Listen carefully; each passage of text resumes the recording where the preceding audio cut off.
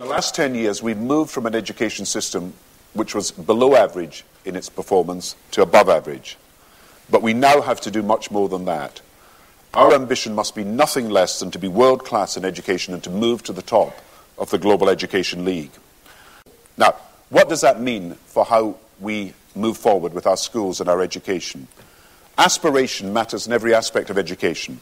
The aspirations of parents for their children from their very earliest years, the aspirations of young people, whether they're going to seize the opportunities available to them, the aspirations, of course, of teachers, of schools, of local governments setting high expectations for achievement, the aspirations of society placing the highest possible cultural value upon learning itself, and, of course, aspirations of government that sets long-term ambitions and matches those ambitions with the necessary investment over the long term to realize them. So let us do more now to involve and engage parents at every stage of the journey of their children's education. Spread the best practice of the best schools. More regular real-time feedback about their children's progress. Regular emails, regular meetings, more parent sessions at schools. To share information and to set goals at key transition points for children. And it's not just parental involvement that can be expanded. Young people's aspirations matter too. Personalized learning is about helping children become more aspirational, that we identify talent, we shape education around the unique needs and aspirations of every child, we engage pupils in their own learning, and we give them a thirst for education and knowledge that will stay with them long after they've left school. So, we will expand our gifted and talented learning program for children at school. We'll give 1 million of our most talented children the opportunity to benefit from special and stretching tuition. We're boosting activities in those areas which can unlock so many different forms of talent: sport, music, the arts, culture, enterprise. We'll continue to increase the number of student ambassadors from universities who work in schools. There are 7,000 now, helping promote the benefits of higher education to younger pupils when they're still at school. And we'll build on what's called our Aim Higher program, so we increase the aspiration of many to go to university, just as universities are now encouraged to reach out into the schools and colleges, hold summer schools and other events to help lift young people's sights towards higher education. And because raising aspirations is at the heart of raising standards, we'll ask the National Council for Educational Excellence to work with schools and universities, the Sutton Trust and other organisations in this field to report on how we can increase applications to universities from schools in disadvantaged areas. So raising aspiration, encouraging the participation of parents and students is at the heart of our approach. But direct action to raise standards and to address failure is also fundamental. We will build on the improvements we've made in early years by extending entitlements to free nursery education. We will improve the quality of childcare and early learning. We should aspire to match the excellence we know exists, particularly in the Scandinavian countries, in early learning and daycare. And then we will raise still further the status and standards of teaching. So we will do more to raise the quality of recruits into teacher training. We'll expand routes into training for talented people in mid and late career, with Teach First, followed by Teach Next, so that people can move into a teaching job later in career.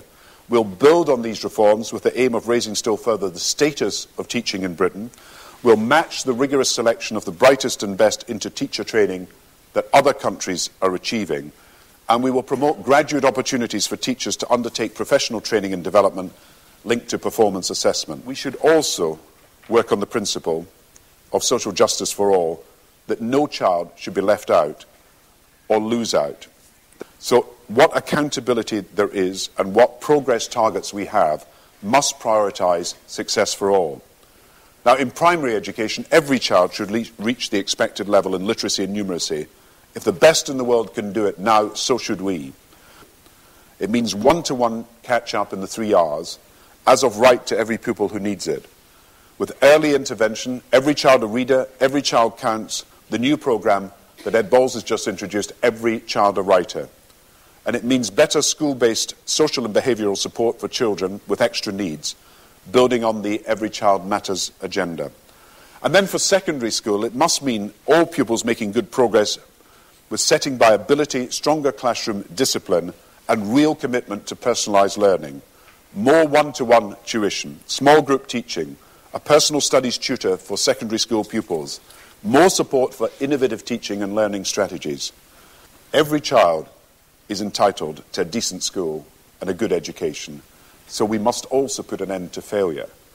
In the next 5 years, we will work to get all schools above 30% A-star to C grades at GCSE, including in English and Maths.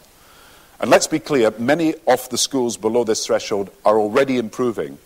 Many have strong and determined leaders. Many face the toughest challenges in our education system. And we have to use the right mix of intervention and support to raise standards.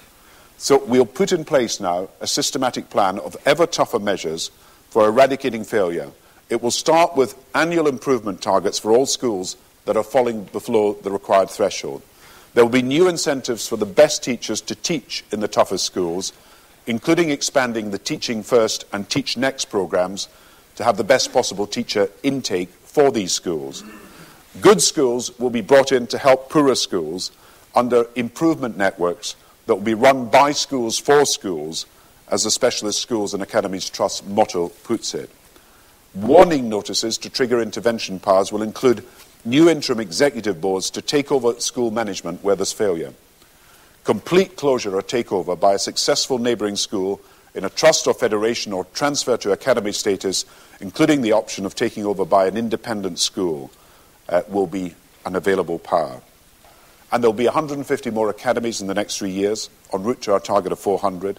More universities working with us to set up academies, more local authorities doing what Manchester, Birmingham, Oldham and others are doing, putting academies at the heart of the local school improvement plans. More independent schools setting up academies to take over failing schools. And this is therefore a determined and systematic agenda to end failure that we will see through, and we will not flinch from this task.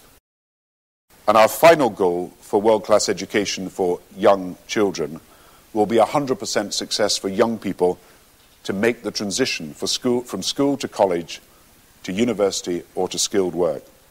And every young person should know that they have something to aim for in their education. So at age 18 or 19, each should graduate from school, college or an apprenticeship with good qualifications or a certificate on the way. We have set out in the last few days a new vision for diplomas, designed alongside and with universities and businesses to meet the needs of the new century. And alongside the diplomas, as they grow in excellence, we plan a radical overhaul of apprenticeships too. A new matching service, rather like the UCAS university service, so that young people in any area can be matched up with businesses that are wanting and offering apprenticeships in every area of the country. A widening of the number of employers who now join the apprenticeship programme. We make the public sector a better partner, which it hasn't always been, in apprenticeships, including changes in Whitehall itself. And we place a legal duty on the Learning and Skills Council to provide sufficient apprenticeship places in every area. Advanced apprentices will have a credit of at least £3,000 through a skills account to pay towards their costs. And from this year, we are paying the college fees of young people up to the age of 25 studying the equivalent of A-levels and giving access to an adult learning grant of £30 a week. And all of this is possible against the backdrop of the legislation to extend training or education to the age of 18 by 2015 to bring us in line with the rest and the best in the world. As was said by one of the ancient philosophers, the mind is not a vessel to be filled, it's a fire to be kindled. And that's why we have such high ambitions. Not just because education is a matter of national prosperity, it is certainly that. It is because education is the great liberator, the greatest liberator mankind has ever known, and the greatest force for social progress.